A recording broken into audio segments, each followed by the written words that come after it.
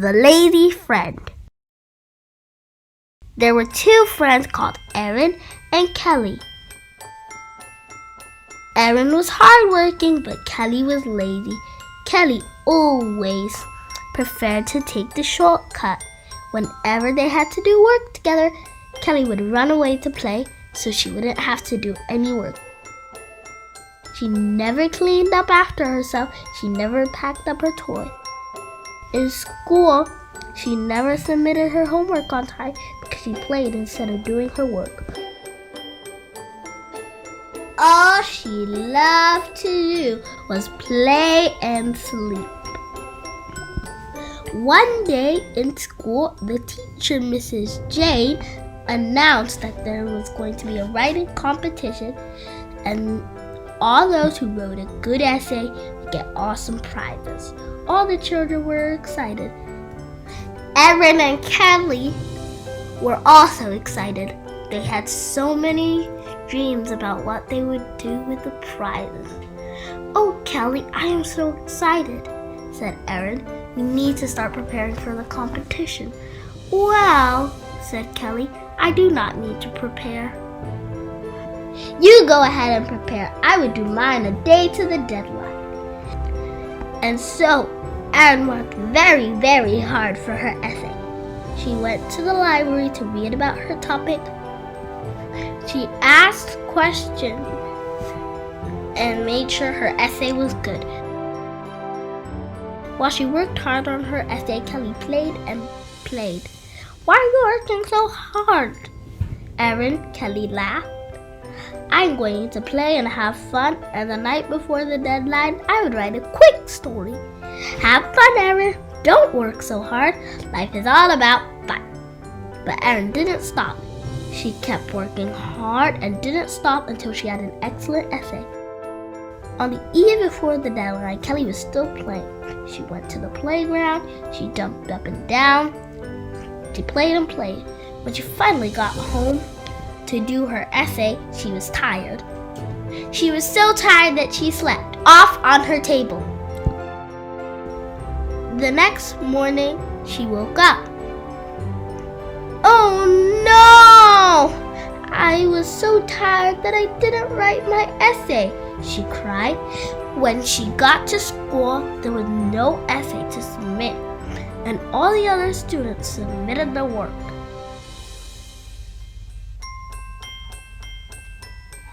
Aaron was top of the class because she had worked so hard for her essay.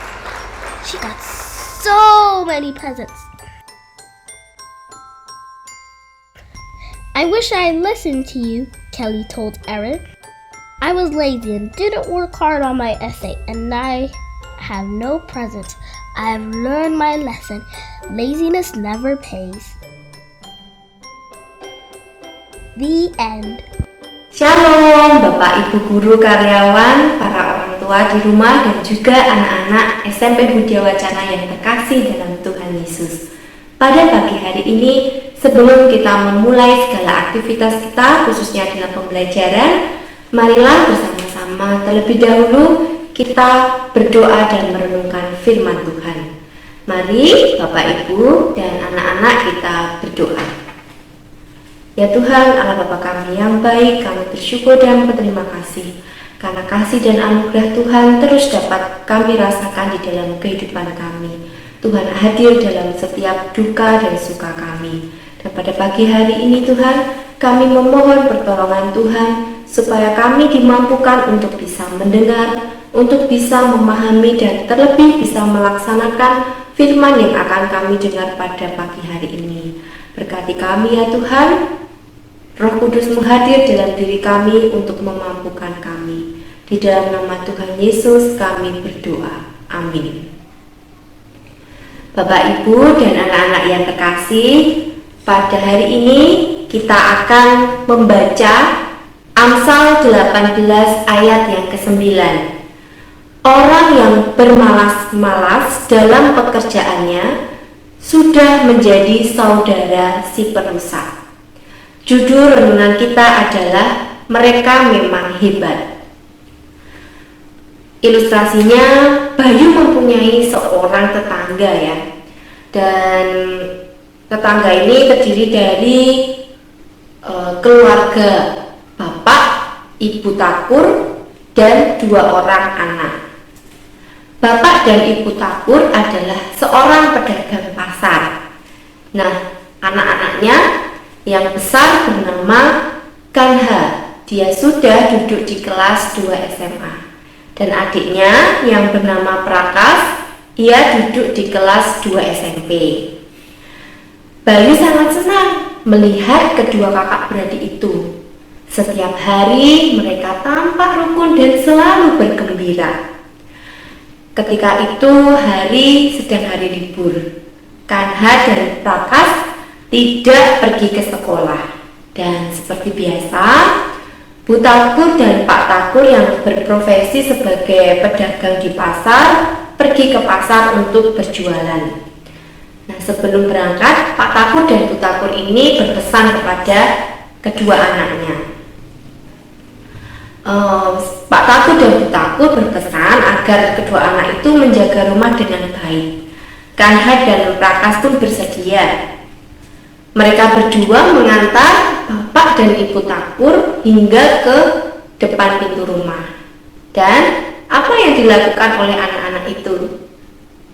Nah, melihat ayat yang tadi, ternyata Kansa dan Prakas mereka melakukan pekerjaan-pekerjaan rumah yang sudah ditugaskan oleh orang tua mereka. Dan Bayu melihatnya pun dengan terheran-heran. Padahal ini hari Minggu, tetapi kenapa kedua bersaudara ini justru malah memilih melakukan pekerjaan daripada bersantai-santai di rumah? Toh tidak ada orang tua di rumah. Nah, Bayu merasa penasaran dan bertanya kepada kakak beradik ini, ya kan? Dan mereka menjawab bahwa lebih baik kita tidak bermalas-malasan, karena bermalas-malasan akan merusak kehidupan kita.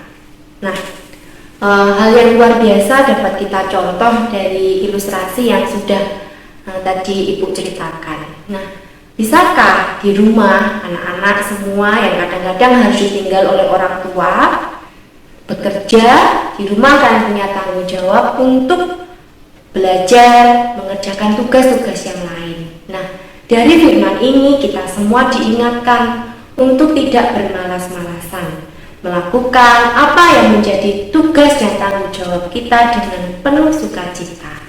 Demikian firman Tuhan pada hari ini. Semoga dapat menguatkan kita di sepanjang hari ini. Mari bersama-sama kita akhiri renungan ini dengan berdoa. Mari kita berdoa. Ya Tuhan, terima kasih untuk firman yang boleh kami dengar pada hari ini.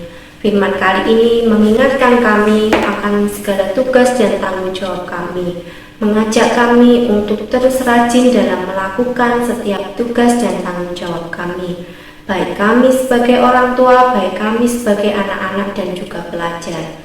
Kami menyadari Tuhan, tentunya banyak godaan yang kadang-kadang datang menghampiri kami. Tapi kiranya roh Tuhan yang ada di dalam diri kami memampukan kami untuk kami bisa melakukan apa yang sudah Tuhan firmankan bagi kami. Kuatkan hati kami Tuhan dan teguhkanlah. Bapa yang maha baik dan maha kasih, kami juga berdoa untuk pembelajaran pada hari ini. Kiranya Tuhan berkati setiap proses pembelajaran sehingga dapat berjalan dengan baik dan lancar.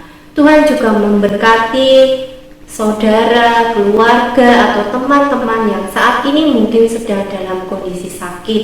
Tuhan beri kekuatan dan juga Tuhan beri kesembuhan.